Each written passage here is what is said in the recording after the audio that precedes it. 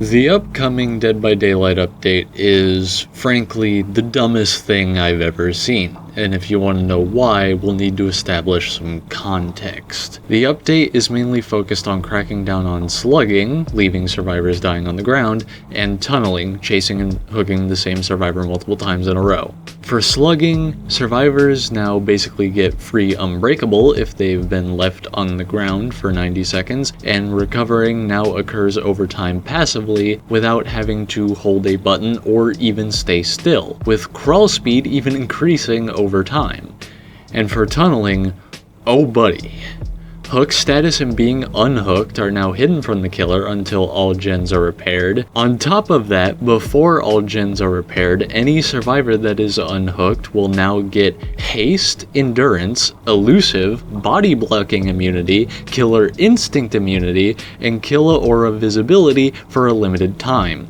Elusive, by the way, is a new status effect that suppresses pretty much everything killers can actually use to track you. So what happens if a killer tunnels anyway despite these? Well, if a survivor is fully killed before 6 total hooks occur, all remaining survivors get a permanent repair speed buff, and if that death was anything other than blood loss, which good luck having that happen now, the killer gets their ability to regress and block generators completely removed for the rest of the game.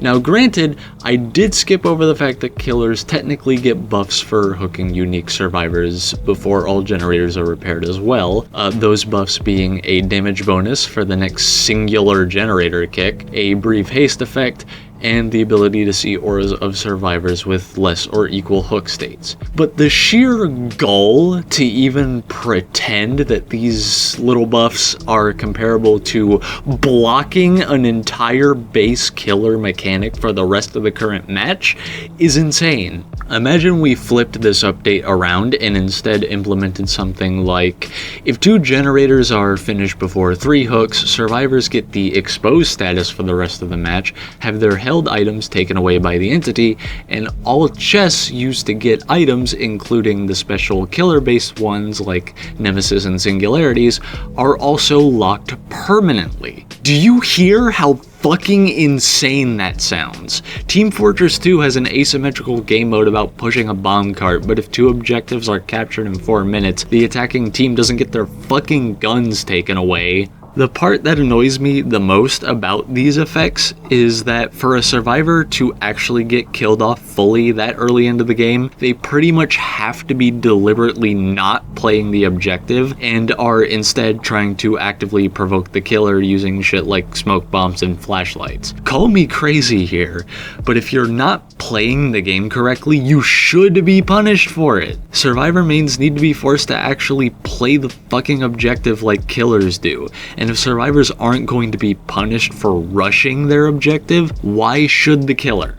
By the way, this isn't even acknowledging the fact that there are characters who rely on these concepts, like Twins for slugging or Executioner for tunneling, who inadvertently just get nerfed to F tier because they basically just have their powers completely removed. It doesn't help that slugging and tunneling are just genuine killer strategies that are used for legitimate reasons. Slugging, at the very least, makes sense. If you charge into a group of survivors, knocking one down, you should obviously charge down at least one more of them, rather than wasting your time finding a hook immediately so you can get 2 at once, at least theoretically. And for tunneling, well, as I already said, if it actually happens to you, then you probably weren't even playing the objective or trying to hide from the killer, and were instead just trying to blind them with your flashlight for the 20th time just to be an asshole, which you should be punished for, because you're not actually playing the game. Literally all that had to be done, in my opinion at least, was